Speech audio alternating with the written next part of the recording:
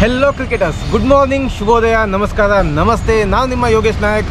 ಮತ್ತೊಂದು ವಿಡಿಯೋದಲ್ಲಿ ನಿಮಗೆಲ್ಲರಿಗೂ ಸ್ವಾಗತ. ನನ್ನ ಈ ಒಂದು ಚಾನಲ್ಗೆ ಎಲ್ಲ ಸಬ್ಸ್ಕ್ರೈಬ್ ಮಾಡಿದ ಎಲ್ಲ ಚಂದಾದಾರರಿಗೂ ಮತ್ತು ನನ್ನ ಈ ಒಂದು ಚಾನಲ್ನಲ್ಲಿ ಹಾಕ್ತಾದ ವಿಡಿಯೋನ ವೀಕ್ಷಣೆ ಮಾಡ್ತಿರುವಂಥ ಎಲ್ಲ ಒಂದು ವೀಕ್ಷಕರಿಗೂ ನನ್ನ ಕಡೆಯಿಂದ ಒಂದು ನಮಸ್ಕಾರ. ಎಲ್ಲರಿಗೂ ಸ್ವಾಗತ. Welcome back to travelling cricketer channel.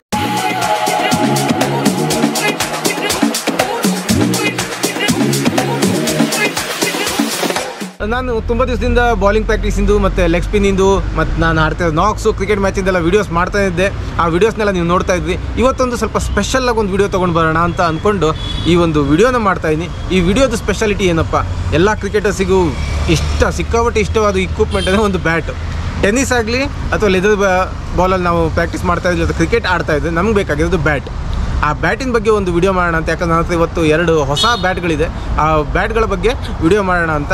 ಆ ಬ್ಯಾಟ್ ಎಲ್ಲಿ ತೊಗೊಂಡೆ, ಎಷ್ಟು ಪ್ರೈಸು, ಅದರಲ್ಲಿ ಬ್ಯಾಟಲ್ಲಿ ಏನೇನು ಚೆಕ್ ಮಾಡಬೇಕು, ಮತ್ತು ಇಂಗ್ಲೀಷ್ ವಿಲ್ಲೋ, ಪ್ರೀಮಿಯಂ ವಿಲ್ಲೋ ಮತ್ತು ಕಾಶ್ಮೀರ್ ವಿಲ್ಲೋ, ಇದರಲ್ಲಿ ಡಿಫ್ರೆನ್ಸ್ ಏನು, ಇದೆಲ್ಲ ಹೇಳೋಕ್ಕಿಂತ ಮುಂಚೆ ನೀವಿನ್ನೂ ನನ್ನ ಚಾನಲ್ಗೆ ಸಬ್ಸ್ಕ್ರೈಬ್ ಆಗಿಲ್ವಾ, ಇವಾಗಲೇ ಚಾನಲ್ನ ಸಬ್ಸ್ಕ್ರೈಬ್ ಮಾಡ್ಕೊಳ್ಳಿ. ಹಾಗೆ ಪಕ್ಕದಲ್ಲಿರೋ ಬೆಲ್ ಐಕನ್ನ ಪ್ರೆಸ್ ಮಾಡಿ. ಯಾಕಂದರೆ ನಾನು ಮುಂದೆ ಮಾಡುವಂಥ ಎಲ್ಲ ವಿಡಿಯೋಗಳು ನಿಮ್ಮ ಯೂಟ್ಯೂಬ್ ಚಾನಲಲ್ಲಿ ನೋಟಿಫಿಕೇಷನ್ ಆಗಿ ನಿಮ್ಮ ಮುಂದೆ ಬರ್ತಾ ಇರಲಿ ಅಂತ. ಸೊ ನಮ್ಮ ಹತ್ರ ಇವತ್ತು 2 ನ್ಯೂ ಬ್ಯಾಟ್ಗಳಿದೆ. ಒಂದು DSC ಕ್ರಂಚ್, ಇಲ್ಲಿ ಕಾಣಿಸ್ತಾ ಇದೆಯಲ್ಲ, DSC ಕ್ರಂಚ್.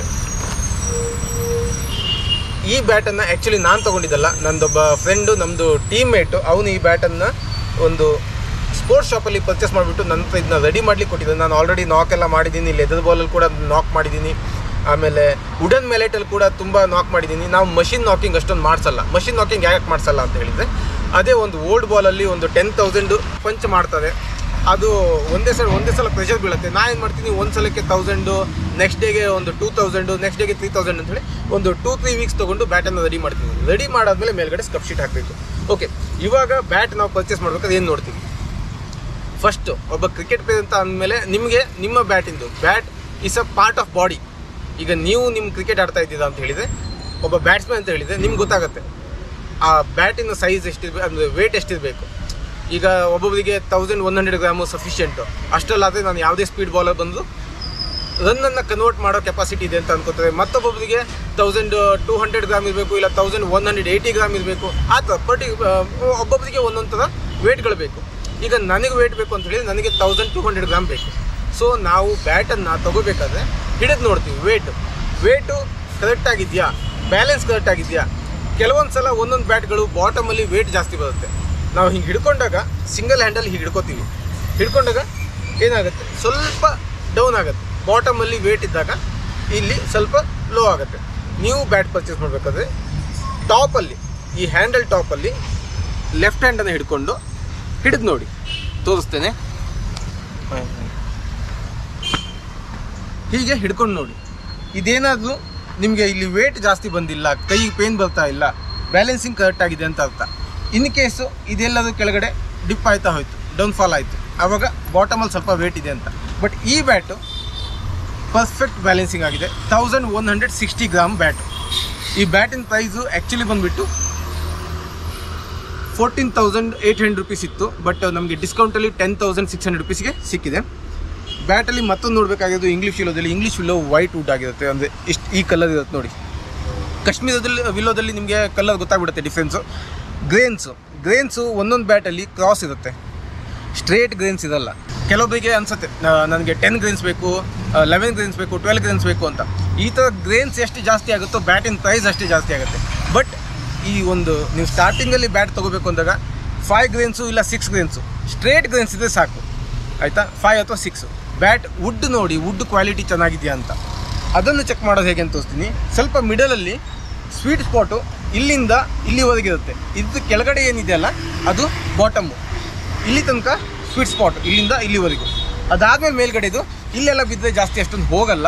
ಸೊ ಸ್ವೀಟ್ ಸ್ಪಾಟಲ್ಲೇ ನಾವು ಪ್ರಾಕ್ಟೀಸ್ ಮಾಡಬೇಕು. ಇಲ್ಲಿ ಒಂಥರ ಹೀಗೆ ಒಳಗಡೆ ಪೊಳ್ಳು, ಸೊ ಒಳಗಡೆ ಏನಿದೆ ಏನೂ ಇಲ್ಲ, ಟೊಳ್ಳಿದೆ, ಒಳಗಡೆ ಖಾಲಿ ಇದೆ ಅನ್ನೋ ಥರ ಸೌಂಡ್ ಬರುತ್ತೆ. ಕೇಳ್ತಾ ಇದೆಯಲ್ಲ, ಅದೇ ಕೆಳಗಡೆ ಬಾಟಮಲ್ಲಿ ನೋಡಿ ಫಿಲ್ ಆಗಿರೋ ಥರ ಈ ಸೌಂಡ್ ನೋಡಿ. ಅದೇ ಮೇಲ್ಗಡೆ ನೋಡಿ ಡಿಫ್ರೆಂಟ್ ಸೌಂಡ್ಗಳು. ಸೊ ಇಲ್ಲಿ ಆ ಥರ ಟೊಳ್ಳು ಸೌಂಡ್ ಬಂದಾಗ ಆ ಥರ ಬ್ಯಾಟನ್ನು ತೊಗೊಳ್ಳಿ. ಇಲ್ಲಿ ಬಾಟಮಲ್ಲಿ ಕೂಡ ಒಳ್ಳೆ ಸೌಂಡ್ ಇದೆ. ಕೆಲವೊಂದು ಬ್ಯಾಟಲ್ಲಿ ಬಾಟಮಲ್ಲಿ ಸೌಂಡ್ ಇರಲ್ಲ. ಸೊ ಅಲ್ಲಿ ಬಾಟಮಲ್ಲಿ ಬಿದ್ದು ಬಾಲ್ ಹೋಗಲ್ಲ. ಇದರಲ್ಲಿ ನಾವು ರೆಡಿ ಮಾಡಿಕೊಂಡ್ರೆ ಬಾಟಮ್ ಕೂಡ ಚೆನ್ನಾಗಿ ಹೋಗುತ್ತೆ. ಅದಕ್ಕೆ ಈ ಬ್ಯಾಟನ್ನು ಕಂಪ್ಲೀಟಾಗಿ ಚೆಕ್ ಮಾಡಿ ನಾವು ಇದನ್ನ ಪರ್ಚೇಸ್ ಮಾಡಿದ್ವಿ. ನಾನು ಮತ್ತು ನನ್ನ ಫ್ರೆಂಡೇ ಹೋಗಿದ್ವಿ ಆ ಶಾಪಿಗೆ ಪರ್ಚೇಸ್ ಮಾಡಲಿಕ್ಕೆ. ಇವಾಗ ಈ ಬ್ಯಾಟನ್ನು ರೆಡಿ ಮಾಡ್ತಾ ಇದ್ದೀವಿ. ಆಮೇಲೆ ಮತ್ತೊಂದು ಬ್ಯಾಟ್ ಇದೆ, ಮತ್ತೊಂದು ಬ್ಯಾಟನ್ನು ತೋರಿಸ್ತೀನಿ.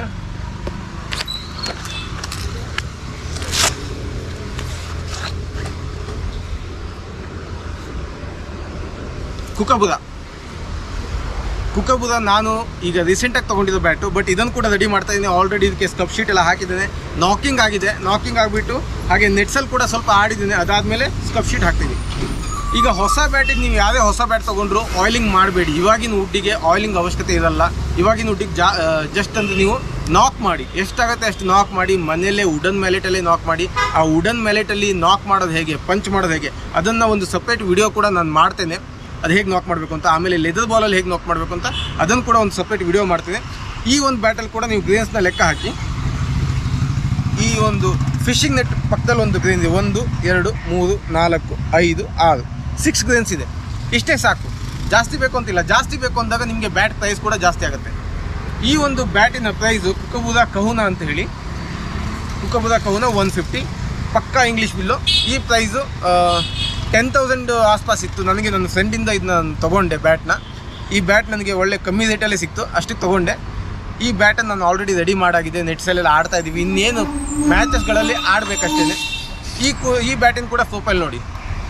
ಇವೆರಡಕ್ಕೂ ನೀವು ನೋಡಿದರೆ ಇದು ವಿಡ್ತ್ ಎಷ್ಟು ದಪ್ಪ ಇದೆ ಅಲ್ಲ, ಇದು ವಿಡ್ತ್ ನೋಡಿ ಸ್ವಲ್ಪ ಕಮ್ಮಿ ಇದೆ. ಕುಕಬುದ ಸ್ವಲ್ಪ ಕಮ್ಮಿ ಇದೆ. DS ಇದು ಸ್ವಲ್ಪ ಜಾಸ್ತಿ ಇದೆ.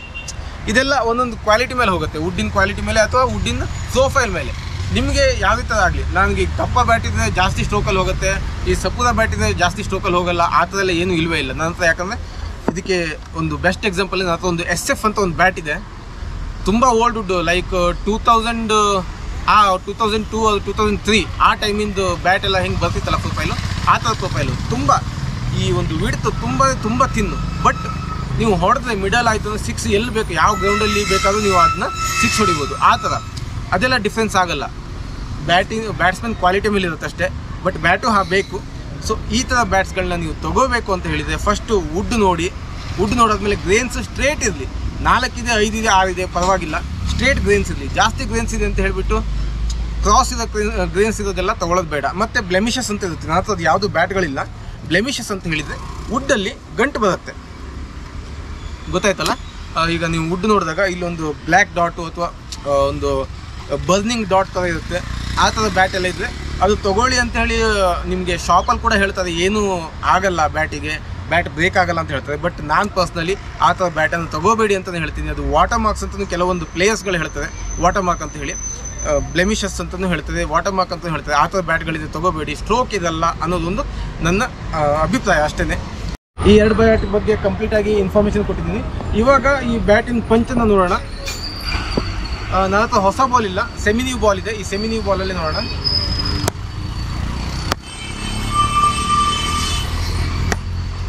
ಓ,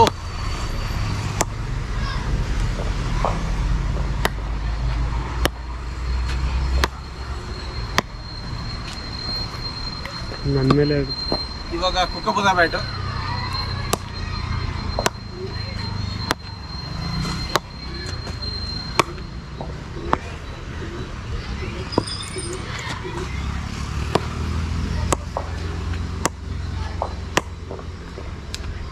ನೀವು ಕಮೆಂಟ್ ಮಾಡಿ ಹೇಳಿ ಯಾವ ಬ್ಯಾಟಿನ ಸೌಂಡ್ ಚೆನ್ನಾಗಿತ್ತು ಅಂತ, ಮತ್ತು ಪಂಚ್ ಯಾವ ಬ್ಯಾಟಿನ ಚೆನ್ನಾಗಿತ್ತು ಅಂತ ಕಮೆಂಟ್ ಮಾಡಿ ತಿಳಿಸ್ಕೊಡಿ. ಕುಕಬುದ ಬ್ಯಾಟ್ ಅವ್ರ DSC ಬ್ಯಾಟ್ ಅಂತ. ಸೊ ಇವತ್ತಿನ ವಿಡಿಯೋದಲ್ಲಿ ಈ 2 ಬ್ಯಾಟ್ಗಳನ್ನ ತೋರಿಸಿದ್ನಿ. ಈ 2 ಬ್ಯಾಟ್ಗಳನ್ನ ಲಾಕ್ ಮಾಡೋದು ಹೇಗೆ, ರೆಡಿ ಮಾಡ್ಕೊಳ್ಳೋದು ಹೇಗೆ, ಮ್ಯಾಚಿಗೆ ನಮ್ಗೆ ಬೇಕಾದಾಗೆ ರೆಡಿ ಮಾಡ್ಕೊಳ್ಳೋದು ಹೇಗೆ, ಮತ್ತು ಸ್ಕಪ್ ಶೀಟ್ ಹಾಕೋದು ಹೇಗೆ ಅಂತ ನೆಕ್ಸ್ಟ್ ಒಂದು ವಿಡಿಯೋದಲ್ಲಿ ನಾನು ಈ ಕಂಪ್ಲೀಟಾಗಿ ಮಾಹಿತಿನ ಕೊಡ್ತೀನಿ. ಅಲ್ಲಿವರೆಗೂ ಈ ಒಂದು ವಿಡಿಯೋ ನಿಮ್ಗೆ ಇಷ್ಟ ಆಯಿತು ಅಂತ ಹೇಳಿದರೆ, ಈ 2 ಬ್ಯಾಟ್ಗಳು ನಿಮ್ಗೆ ಇಷ್ಟ ಆಯಿತು ಅಂತ ಹೇಳಿದರೆ ಈ ವಿಡಿಯೋನ ಲೈಕ್ ಮಾಡಿ, ಸಬ್ಸ್ಕ್ರೈಬ್ ಮಾಡಿ, ಹಾಗೆ ನಿಮ್ಮ ಫ್ರೆಂಡ್ಸ್ ಜೊತೆ ಈ ಒಂದು ವಿಡಿಯೋನ ಶೇರ್ ಮಾಡಿ. ನಿಮಗೆ ಯಾವುದೇ ಒಂದು ಬ್ಯಾಟ್ನ ಪರ್ಚೇಸ್ ಮಾಡಬೇಕು, ಅದ್ರ ಬಗ್ಗೆ ಒಂದು ಇನ್ಫಾರ್ಮೇಷನ್ ಬೇಕು ಅಂತ ಹೇಳಿದರೆ ನನಗೆ ಖಂಡಿತ ಕಾಂಟ್ಯಾಕ್ಟ್ ಮಾಡಿ. ನನ್ನ ಇನ್ಸ್ಟಾಗ್ರಾಮ್ ಕೂಡ ನಾನೊಂದು ಈ ಚಾನಲ್ನ ಡಿಸ್ಕ್ರಿಪ್ಷನಲ್ಲಿ ಹಾಕಿರ್ತೀನಿ. ಇನ್ಸ್ಟಾಗ್ರಾಮಲ್ಲಿ DM ಮಾಡಿ ಯಾವುದೇ ರೀತಿಯಾದ ಮಾಹಿತಿ ಬೇಕು ಅಂದರೆ ನಾನು ತಿಳಿಸ್ಕೊಡೋಕ್ಕೆ ಯಾವತ್ತೂ ರೆಡಿಯಾಗಿರ್ತೀನಿ. ಅಲ್ಲಿವರೆಗೂ ಟಾಟಾ, ಬಾಯ್ ಬಾಯ್, ಟೇಕ್ ಕೇರ್.